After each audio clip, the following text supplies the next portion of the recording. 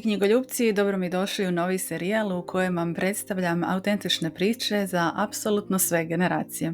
Moje ime je Marijeta Matijaš i voditeljica sam knjižare Pogled u drugi svijet, zaista posebne knjižare koja vam donosi nove i jedinstvene naslove autora koji su samostalno objavili svoje knjige.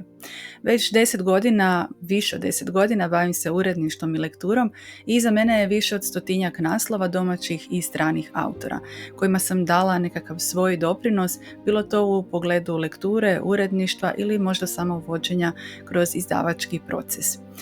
Možda ste se već susreli s našom drugom stranicom, odnosno brendom od rukopisa do čitatelja, pa ako pišete i ako ste voljni objaviti svoju knjigu, svakako nam se javite, a ako pak tražite nove i zanimljive i zaista jedinstvene naslove, onda ostanite na ovom kanalu.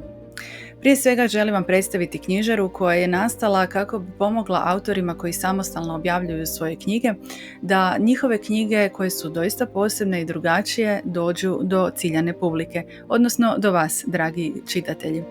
Želim vam u ovom serijalu predstaviti knjige, ali ne onako kako se inače predstavljaju knjige. Znate, ono što je dobro, ono što je loše i tako dalje.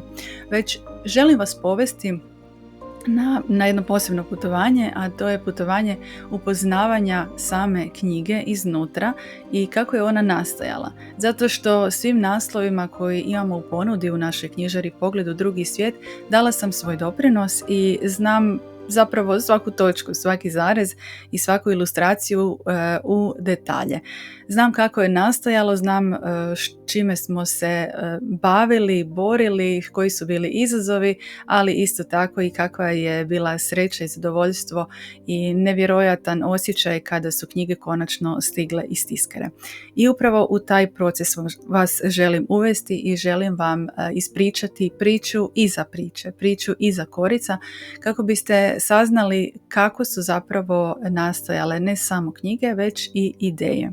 Želja mi je da kroz ovaj serijal doista upoznate posebne naslove, dobijete inspiraciju i ideju što novo čitati i odaberete knjigu koja će vam zaista uljepšati dan.